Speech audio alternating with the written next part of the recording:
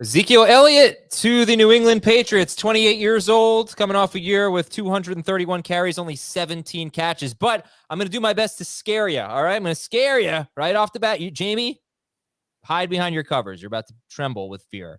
Oh, no. Inside the 2-yard line, or including the 2-yard line, Rhamondre Stevenson, 6 carries, 1 touchdown. Zeke Elliott, 11 carries, 8 touchdowns. He's coming for your goal line touches, Rhamondre Stevenson. I don't know. I'm just saying. It's the only angle I can play here. What's your thought on this? You've been the high guy on Stevenson all offseason long. I would have to say you were ahead of the curve, and now Stevenson's like pick 24, basically. You still comfortable with him at the 2-3 turn?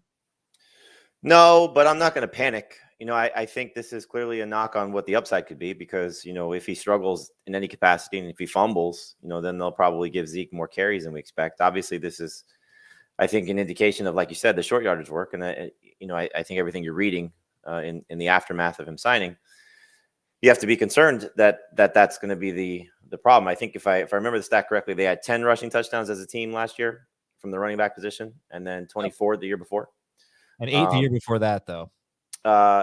Right. But, I think just looking at better offense coordinator, better just offense overall, that they would get closer to the 24 number than they would be where they've been.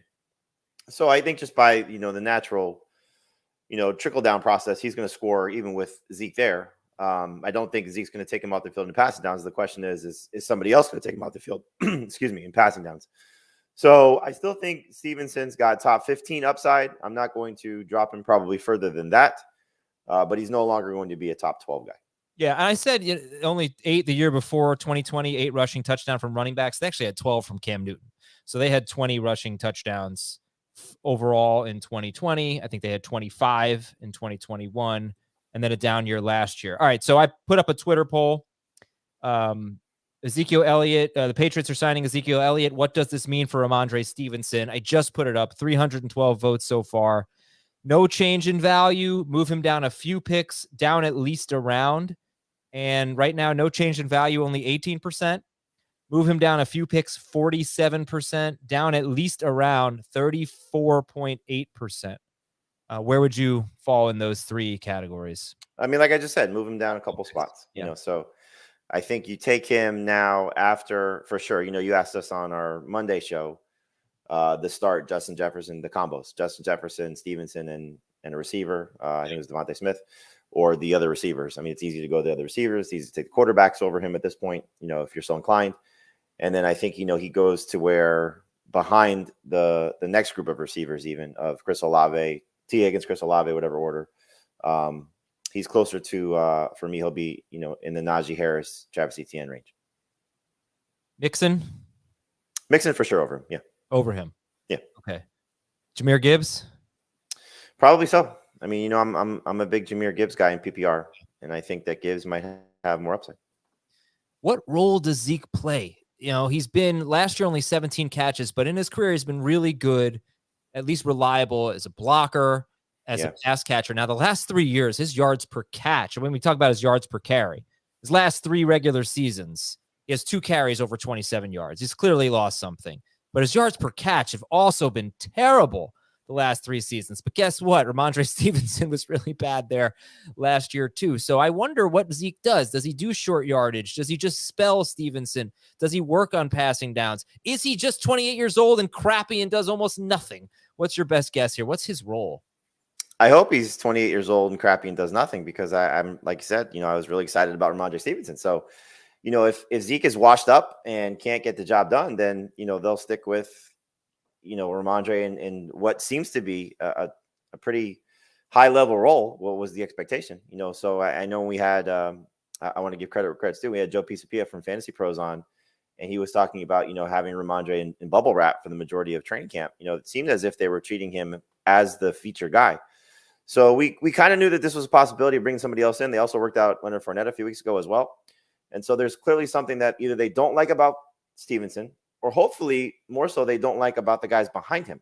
And this is more of an indication of the Kevin Harrises, the Pierre Strongs, the JJ Taylors, those guys that are not going to be able to spell Stevenson or potentially replace Stevenson if he misses any time.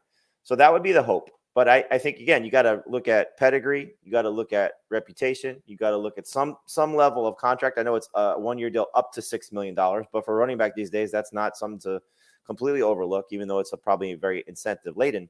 But there's also a reason why he was let go by the Cowboys, which, seemingly, even as late as last year, it didn't seem like it was going to be a possibility with how Jerry Jones treated him. And then the thought of, okay, maybe the Cowboys were holding a spot for him. I don't know how much the money factored in. I'm sure it was a lot in terms of his deciding factor. Why didn't he go back there if there was an offer potentially on the table, or wait to see if there was going to be an offer on the table? So, you got to look at it, from, I think, all angles. I just think age at this position matters so much. And when a guy starts to look like he's on the decline, it's hard to say he still has something left, even in a new surrounding. Yeah, and for Pollard, people were worried about Zeke coming in and stealing touchdowns from Pollard. Don't have to worry about that anymore. Is Zeke a good handcuff? Are you drafting him?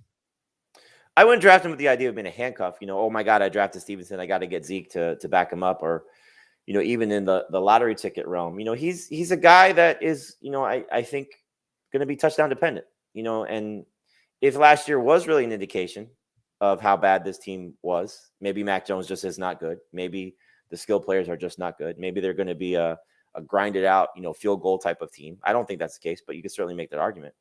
Then how many touchdowns is he going to score? And if he's not scoring all of the touchdowns, is it now a split goal line roll or a split touchdown total scenario? So I think the nice thing about it is that Stevenson still showed some flashes 2 years ago when Harris was scoring, what was it, 12, 15 touchdowns? I forget what it was. Yeah, I don't know. That season. 15, I think.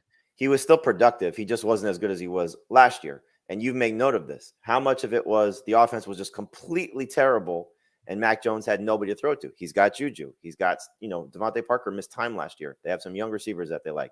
I know Gesicki got hurt in practice on Monday.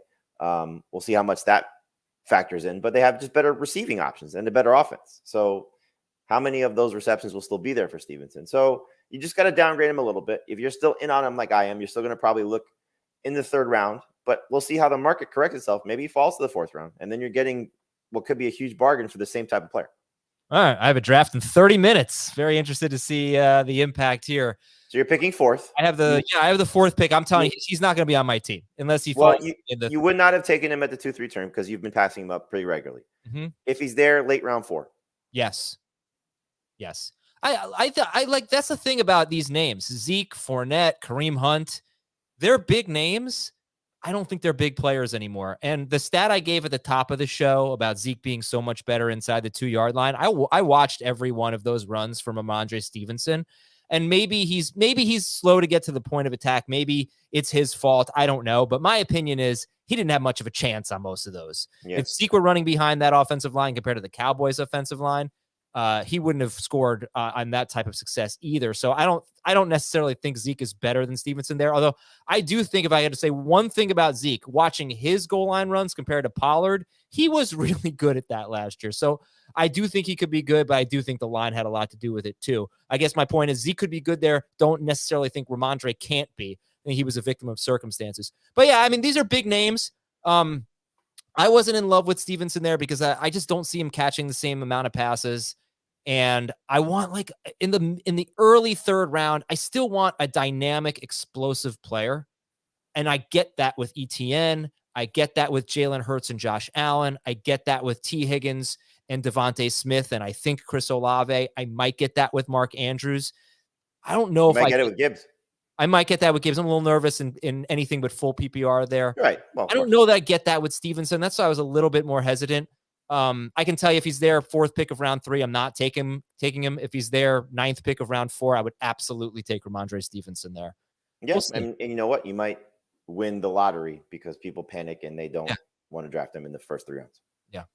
All right. There is a very big winner, though, as a result of this. And that's Tony Pollard. Yeah, exactly. I love it. I mean, what's the obstacle now to drafting him in the 1st round or late in the 1st round? He's mid-round 2 ADP, and we love it. I mean, look, it's hard to say that he may not be better than for me, I won't change the first 3 guys. McCaffrey, Eckler, and Bijan. He might be 4th. I mean, he might be better than Barkley. Yeah. He might be better than Chubb. That's where he is right now for me, 6 behind those guys. Yeah. Yeah, I mean, you can't. He's never shown that he can, stay upright for a full season. I think that's the biggest knock on him, and it's a fair criticism. But man, he's going to be so good when he's on the field. All right, thank you, Jamie. Appreciate it. And you got it, man. Good luck with your draft. Thank you. I love this time of year. We'll talk to Jamie tomorrow with Dave as well for Sleepers. Thanks, everybody. See ya.